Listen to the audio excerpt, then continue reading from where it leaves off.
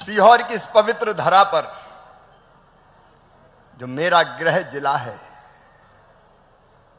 इसी जिले में हम पैदा हुए, खेले कूदे पले बढ़े पढ़े, और इसी जिले की धरती का, माटी का यह प्रताप था कि प्रदेश की जनता की सेवा करने का सौभाग्य मिला तो आपके आशीर्वाद से मिला। और उसके बाद प्रधानमंत्री जी के नेतृत्व में, उनके आशीर्वाद से किसानों की सेवा करने का मौका मिला, लखपति दीदियों की सेवा करने का मौका मिला केंद्रीय मंत्री के रूप में। अगर ये सब मैं कर पाया तो मेरा कुछ नहीं है, ये सब इस जिले की माटी का प्रताप और आपके आशीर्वाद का फल है। आज इतना जरूर कह सकता हूं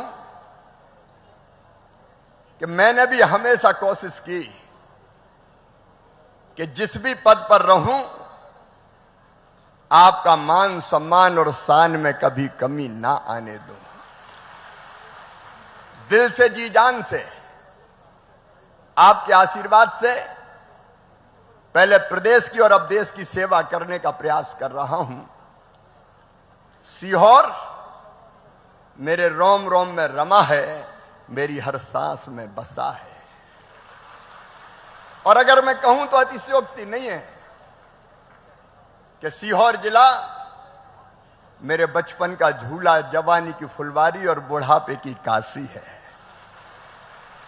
जनप्रतिनिधि होने के नाते अपने क्षेत्र की जनता की बेहतर सेवा, वो मेरा नैतिक और संवैधानिक कर्तव्य है, और जब तक सांस चलेगी उस कर्तव्य को पूरा करना है। लेकिन मीडिया के मित्रों ने कुछ ऐसा रूप दिया कि ये निकल गया, पता नहीं काहे के लिए निकला है। मैं आज अपने जिले की धरती पर यह कहना चाहता हूं, मैं पार्टी जो काम देती है उसको भगवान की पूजा मान के करता हूं। मैं इस समय हूं कृषि और ग्रामीण विकास मंत्री, और कृषि और ग्रामीण विकास मंत्री के रूप में मैं दिन और रात पूरे देश में दौड़ रहा हूं, दिन और रात दौड़ रहा हूं। मध्य प्रदेश में मुझसे जो बेहतर हो सका मैंने किया। अब केंद्र में सरकार ने, मेरे माननीय प्रधानमंत्री जी ने, पार्टी ने जो काम दिया है, जब तक मेरी सांस चलेगी मैं उस काम को दिल्ली और देश में रह के पूरा करता रहूंगा, और कोई सोच हो ही नहीं सकता। पार्टी ने कह दिया ब्रह्म वाक्य। और इसलिए मीडिया के मित्रों में तुमसे कहना चाहता हूं, इधर उधर कोई कयास मत लगाना। मोहन यादव प्रदेश के मुख्यमंत्री हैं और हम उनके साथ प्रदेश के विकास के लिए खड़े हुए हैं। यह शिवराज का मार्ग है, सीधा, इसमें ना दाएं हैं ना बाएं हैं। पूरे देश में आप मुझे काम करते हुए देख रहे हैं। सीहोर वासियों, सीहोर जिले के बहनों और भाइयों, दिनों रात जी जान से एक ही कोशिश कर रहा हूं, कैसे खेती को आगे ले जाऊं, कैसे किसानों की जिंदगी राज्य सरकारों के साथ मिलकर हम बेहतर बनाए, क्योंकि केंद्र अकेला नहीं कर सकता, राज्य सरकार के साथ काम करता है। और एक धुन लगी रहती, कैसे बहनें लखपति दीदी बनती रहे। वो विभाग भी प्रधानमंत्री जी ने कृपा करके मुझे सौंपा है। कैसे महिलाओं का आर्थिक सशक्तिकरण, उनकी जिंदगी बदले, और ये मैं पूरे देश में कर रहा हूं, पूरे देश में। और एक वचन आपको देता हूं, जब तक मेरी सांस और मेरे हाथ पांव चलेंगे, मैं जनता की सेवा देश भर में करता रहूंगा, कोई कसर नहीं छोड़ूंगा। क्योंकि जिंदगी है ही इसके, एक एक सांस अपने जनता के काम आए, अपने देश के लिए आए। ये मेरा भाव है, ये मेरी जिद है, ये मेरा जुनून है। प्रदेश के मुख्यमंत्री मोहन यादव खूब यशस्वी हों, खूब आगे बढ़े, प्रदेश को अनंत ऊंचाइयों पर ले जाएं। ये सीहोर जिले की इस पवित्र धरती से मैं शुभकामनाएं भी और छोटा होने के नाते उनको आशीर्वाद भी देता हूं कि कोई कसर मत छोड़ो, अपने प्रदेश को आगे बढ़ाओ। मेरा काम मैं कर रहा हूं। आज अपने बीच अपने मुखिया आए हैं, प्रदेश के मुख्यमंत्री श्री मोहन यादव जी। मैं सीहोर जिले की इस पवित्र धरा पर मध्य प्रदेश के मुख्यमंत्री और लोकप्रिय नेता श्री मोहन यादव जी का हृदय से स्वागत करता हूं, अभिनंदन करता हूं और आपसे भी अपील करता हूं, दोनों हाथ ऊपर उठा के ताली बजा के स्वागत कीजिए, अभिनंदन कीजिए। मोहन जी, ये सीहोर जिले की पवित्र धरती आपके साथ है, इनका आशीर्वाद आपके साथ है। आप लगातार प्रदेश को प्रगति के पथ पर आगे ले जा रहे हैं। देखिए, हमारे कॉन्सेप्ट क्लियर है। मोहन जी मुख्यमंत्री है और मोहन जी की कल्पकशीलता और विकास की तड़प प्रदेश को आगे लगातार बढ़ा रही है। अगर सचमुच में एक कार्यकर्ता के नाते मुझसे कोई पूछे तो मैं अंतरात्मा से कहता हूं कि मेरे मन में हमेशा यह कि मुझसे अच्छा काम मोहन यादव करें, क्योंकि प्रदेश के लिए जरूरी है, ये प्रदेश के विकास के लिए, जनता के कल्याण के लिए जरूरी है। मैं उन लोगों में से नहीं हूं जो कहे कि मैंने ये किया। मुझसे कई गुना बेहतर मोहन यादव प्रदेश के लिए कर रहे और हम उनके साथ। मुख्यमंत्री जी, आज भारत सरकार की ओर से भी मैं प्रधानमंत्री जी के आशीर्वाद से कुछ सौगातें प्रदेश की जनता को देना चाहता हूं। आपको ध्यान होगा मुख्यमंत्री जी, पिछले साल ही हमने गरीबों को मकान बनाने के लिए 14 लाख मकान स्वीकृत किए थे प्रधानमंत्री आवास योजना के अंतर्गत। 2018 के आवास प्लस की सूची में अभी 7,85,336 मकान अभी बचे हैं। 2018 की जो सूची बनी थी ना, इतने मकान बचे हैं। अब प्रधानमंत्री जी के आशीर्वाद से मैं आज आपके लिए पत्र लेके आया हूं। 7,85,356 सभी घर भारत सरकार स्वीकृत करती है ताकि सबको मकान मिल जाए। 2018 की आवास प्लस सूची पूरी तरह संतृप्त हो जाए, कोई गरीब बिना मकान के ना बचे। लेकिन इसके साथ साथ हमने ये भी तय किया है, प्रधानमंत्री जी के नेतृत्व में प्रधानमंत्री जी ने तय किया कि बाकी भी कोई गरीब बिना मकान के ना रहे। अब ये मकान वाला डिपार्टमेंट प्रधानमंत्री जी ने मुझे दिया है रूरल डेवलपमेंट के रूप में, और इसलिए एक व्यापक पैमाने पर सर्वे का काम पूरे प्रदेश में चल रहा है। मैं प्रदेश के बहनों और भाइयों से यह कहना चाहता हूं, मुख्यमंत्री जी के नेतृत्व में सर्वे का काम पूरा होके, उसकी जांच होके मकानों की जो सूची बनेगी वो भी आगे स्वीकृत कर दी जाएगी।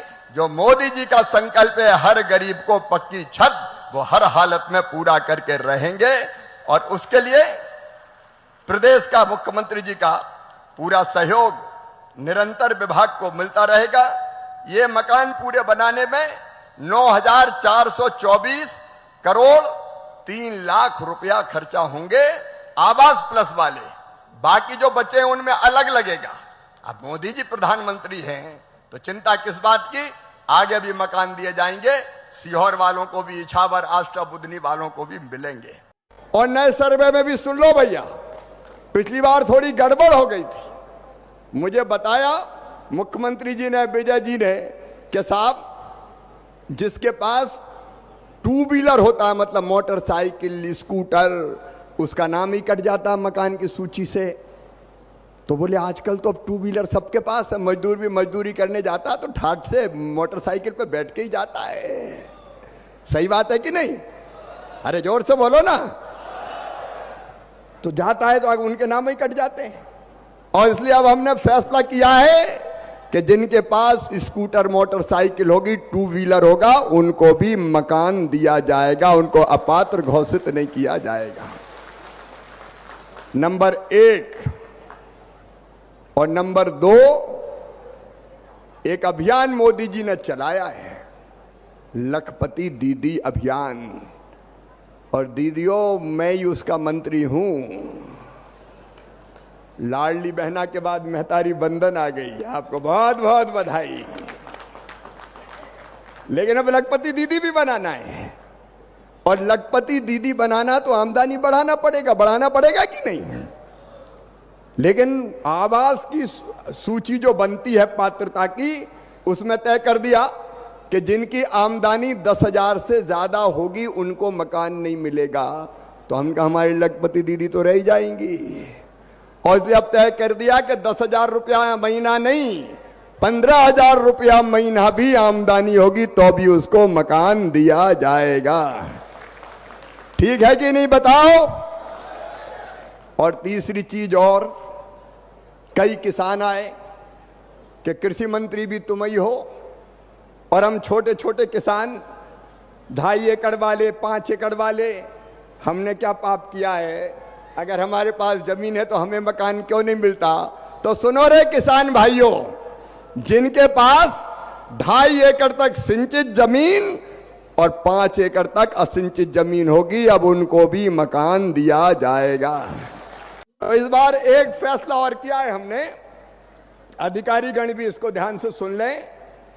अब मकान का, आवास का जो सर्वे होगा, सर्वेयर तो करेंगे ही, अधिकारी तो करेंगे ही, लेकिन हमने एक ऐप बनाया है, चाहे तो जिनका मकान कच्चा है वो खुद भी सर्वे कर सकते हैं। सेल्फ सर्वे, मतलब खुद ही सर्वे करो। अगर खुद सर्वे करेंगे तो कोई का नाम छूटेगा ही नहीं। और सर्वे कैसे होगा? वो सेल्फ सर्वे, स्व सर्वेक्षण। वो सर्वे ऐसा होगा, उसके लिए आपको जरूरत है आधार नंबर की। हर एक के पास आधार नंबर है? जोर से बोलो, है? तो आपके मोबाइल पे आपके पास आधार नंबर है तो आप लॉगिन कर सकेंगे और अपने चेहरे की पहचान के लिए, ऑथेंटिकेशन के लिए उसी मोबाइल से फोटो खींचिए, अपने आप ऐप में डलेगा और फिर ऐप में फार्म आएगा। उस फार्म में ये कॉलम होंगे कि 15,000 से ज्यादा आमदनी तो नहीं है, पात्रता की सूची की, आप उसको भर दो, सर्वे की सूची में अपने आप नाम जुड़ जाएगा। आपकी टीम एक बार फिजिकली परीक्षण कर लेगी कि इसमें कोई ने झूठ तो नहीं लिखा, और वो परीक्षण करके उन नामों को स्वीकार कर लिया जाएगा। समझ गए कि नहीं मेरी बात? अरे समझ गए कि और समझाऊं? आधार नंबर लीजिए, लॉगिन कीजिए, अपना फोटो खींचिए, ऐप में मोबाइल से डाल दीजिए, आपका नाम सर्वे की सूची में आ जाएगा। इसका फायदा यह होगा कि कोई किसी को छोड़ ही नहीं पाएगा, क्योंकि खुद ही सर्वे करने वाले कैसे छूटेंगे। हाँ, कोई ने झूठ भरा होगा तो आप उसकी जांच करा लेंगे। बोलो ठीक है कि नहीं? अरे जोर से बताओ ना, ठीक है कि नहीं? अब इसमें कोई की जरूरत ही नहीं, खुद ही कर लो भैया सर्वे। और इसलिए प्रधानमंत्री जी के नेतृत्व में ऐसी चीजें करने की कोशिश कर रहे हैं जिसमें बेईमानी ना हो और जनता को पूरा हक और अधिकार मिले।